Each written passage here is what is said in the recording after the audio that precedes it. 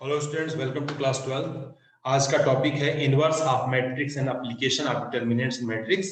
तो हमारे पास यहाँ पर दो मैट्रिक्स दी गई है, एक मैट्रिक्स ए है, मैट्रिक्स बी है। और सबसे पहले हमें we have to find the value of A B. हमें A into B product find करना है और उसके बाद जो है इस सिस्टम ऑफ इक्वेशन को हमें जो है सॉल्व करके दिखाना है। ठीक है, तो चलिए हम स्टार्ट करते हैं। सबसे पहला काम फर्स्ट होता है ए बी फाइंड करना। What is the A B? तो ए बी को फाइंड करने के लिए ए की वैल्यू 1 है, 2 0 -2 1 -2 0 3 1, ये a है।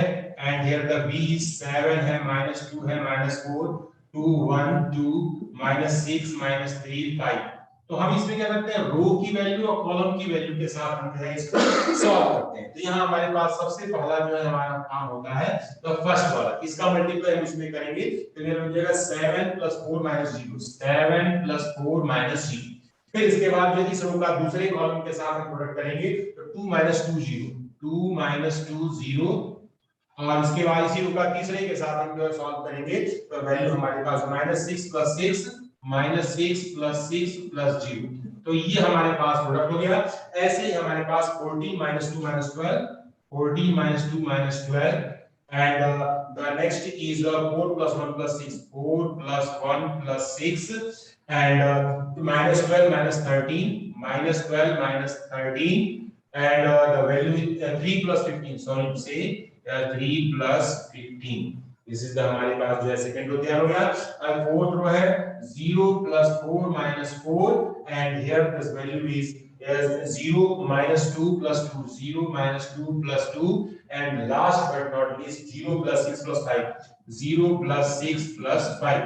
तो हम इसको थोड़ा सॉल्व कर देते हैं यहाँ पर।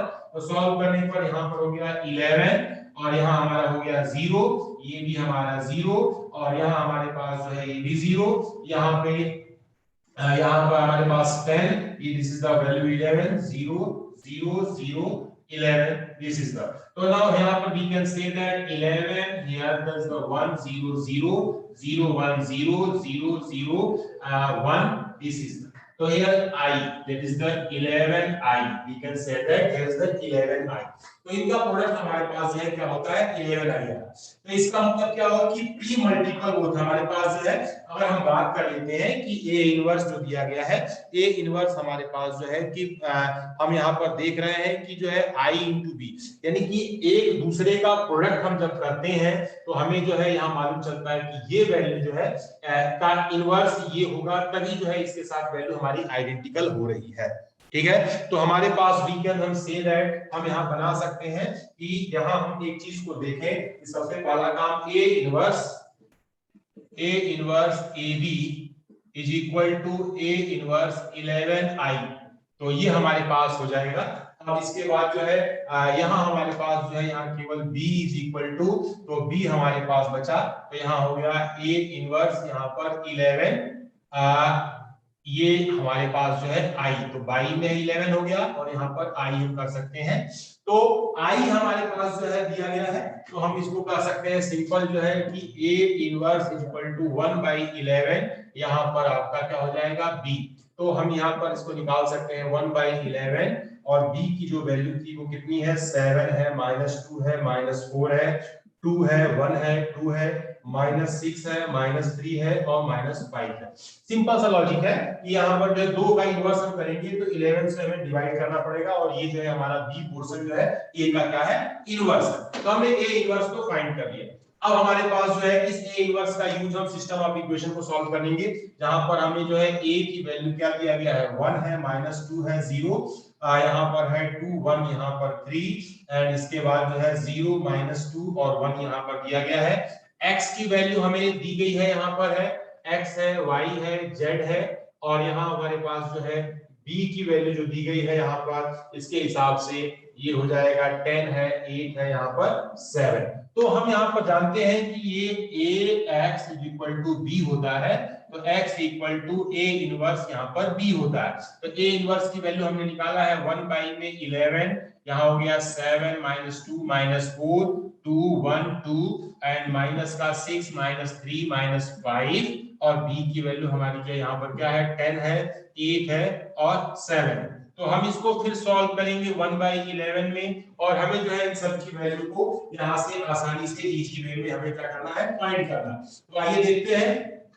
तो पहला हमारे पास जो इसकी वैल्यू हो जाएगी 70 प्लस, ये हो जाएगा 70 प्लस यहाँ हमारे पास ये जो रो दिया गया है 70 प्लस 16 माइनस का 42, ये हमने जो है पहला नंबर बनाया। इसके बाद -20 प्लस 8 और यहाँ पर हो जाएगा माइनस का 21, फिर इसके बाद 4 माइनस का 40 और यहाँ पर 2 8 जा 16 और यहाँ पर 35।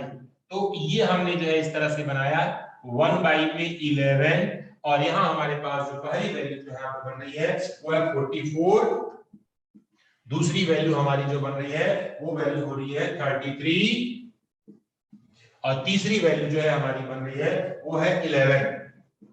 तो हम इसको जो सॉल्व करेंगे तो यहाँ हमारे पास जो है ये हो जाएगा 4 है, -3 है और ये 1 है। तो हम कंपेयर करते हैं, x है, y है, z है, और यहां से कंपेयर करेंगे तो ये वैल्यू हो जाएगी 4 -3 1। So x equal to 4, y is equal to -3, z is equal to 1। This is the required equation.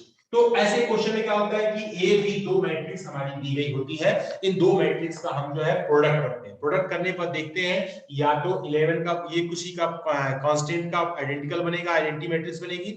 तो आइडेंटिटी मैट्रिक्स बने इसका मतलब कि 11 को ट्रांसफर करने पर जो एक मैट्रिक्स है वो दूसरे मैट्रिक्स का हमारा इनवर्स है। अगर 11 नहीं भी आता तो हम सीधे कह सकते थे कि वो इसका इनवर्स है। तो इनवर्स हमारी वैल्यू फाइंड हो गई। अब हम जो है सिस्टम ऑफ इक्वेशन को हम जनरल वे में सॉल्व करते हैं, इसकी वैल्यू को हम निकाल सकते हैं। So student, thank you for watching my video. आपने बड़े ध्यान से हमारे इस वीडियो को देखा, इसके लिए आपको बहुत बहुत धन्यवाद।